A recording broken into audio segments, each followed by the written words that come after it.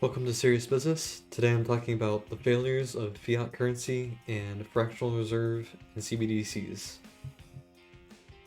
So what is fiat currency? It's a money that's printed by a government and not directly backed by a commodity. Currently we have a petrodollar system where the dollar is loosely correlated to oil price, but I'll talk more about that later.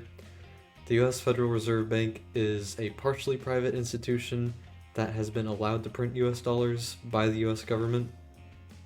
The US switched to a fiat system in 1971 when Nixon closed the gold window. If you're not familiar, the gold window is basically the ability to exchange US dollars for a certain amount of gold, and this was spurred on by France trying to actually redeem their US dollars, and there essentially wasn't enough gold in reserve to follow through on the promise of redeemability. And so this could be attributed to inflation under Arthur Burns' monetary policy, which was heavily influenced by Nixon's political goals of rapid economic growth and low unemployment. So one of the things that I think is worst about fiat currency is the fractional reserve system. So fractional reserve is a function of banking that allows banks to loan out a multiple of the amount of money they have in reserve. So if they gain $1 in a bank account that someone has deposited, they can lend out $100 or so. And so there's a fractional reserve rate. The fractional reserve, the money generated by fractional reserve generates the M2 money supply. So the M1 money supply is real money that has been printed by the Federal Reserve, and M2 is basically debt or loans that have been created based on a reserved amount of M1 money. The fractional reserve rate can influence inflation, so by increasing the rate, you kind of slow down the rate of loans being made, and vice versa. If you decrease the rate, banks are more free to lend out money and make yield off of essentially thin air.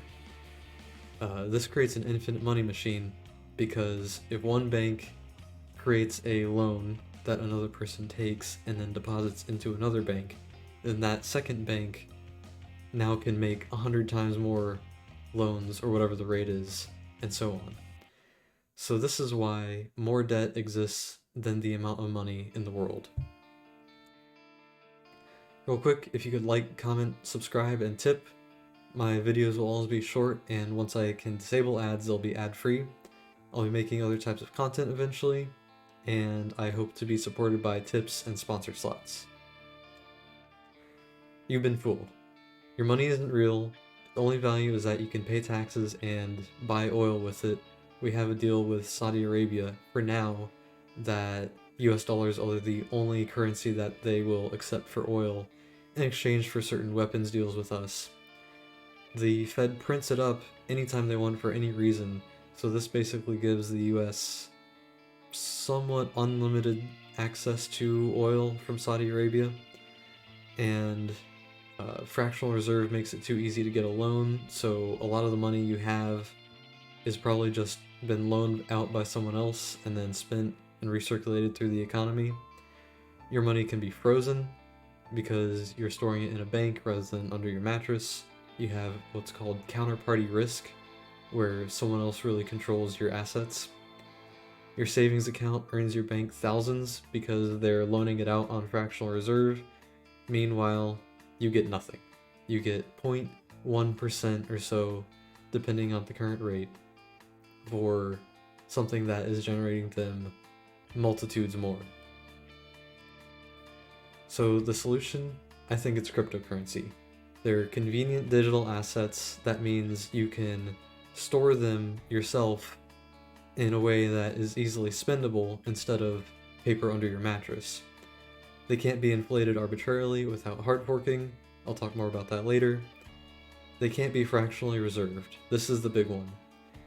1 Bitcoin cannot be reserved and then 100 Bitcoins loaned out, because it's not Bitcoin. You just can't make it up. If you have 1 Bitcoin in a bank then the bank would only be able to loan out 1 Bitcoin. And the great thing is you don't need to keep it in a bank. You can keep it yourself on chain. They transfer value to whoever holds them without a counterparty. So again, you don't need a bank. You can keep it in your wallet, which acts as your bank account and your checking account and your PayPal or so on, and send it directly to another person's wallet without any hassle of going to a bank, depositing, storing, anything. They settle quickly rather than days later, so the current fiat system takes a number of days to settle a wire transfer, and even though your credit card and debit card transactions may seem instant, they take a handful of days to determine if they're fraudulent, because in fiat banking, essentially your private key is also your public key, which is your credit card number, or your debit card number, or your bank account number and routing number. Anyone who has one of those can either send money to you or take money from you. This is different in cryptocurrency, where you have a public key, which can be used to send money to you, and you have a private key, which is only for you to send money to someone else. No one needs to see your private key, so no one can take money from you, even though they will be able to send money to you. And last of all, they don't use more physical infrastructure, or energy for that matter, per transaction. A big concern of Bitcoin and cryptocurrency is that energy usage is, well, what it runs on is just pure electricity. But the good news is that, especially with scaling solutions, that more transactions can be compressed into one, essentially, and the miners that mine will mine no matter how many transactions are going through. So the question is, why is it valuable? What makes it different than fiat currency that is printed up by the government and just used to pay taxes? Well, my answer is proof of work, fair launch, UTXO cryptos are truly scarce. So proof of work is sometimes hard to wrap your head around. That's kind of beyond the scope of this video.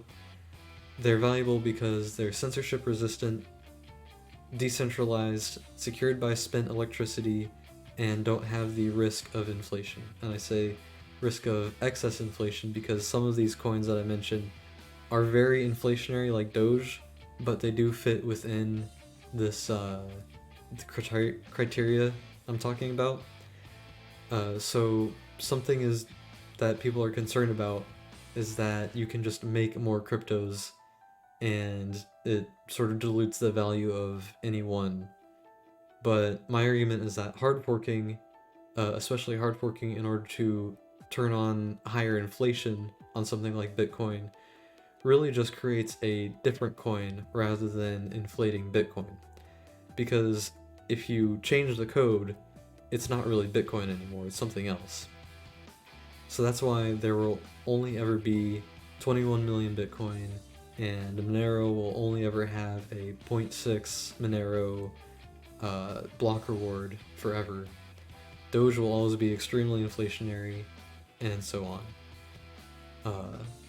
Few other coins fit into this criteria. So I mentioned Bitcoin, Litecoin, Doge, Monero, and WowNero, which is a fun little meme coin that's a copy of Doge essentially with Monero's privacy features.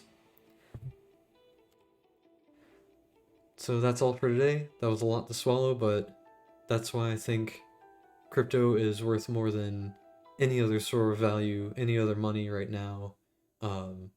Until it's priced in, I think it's a huge opportunity.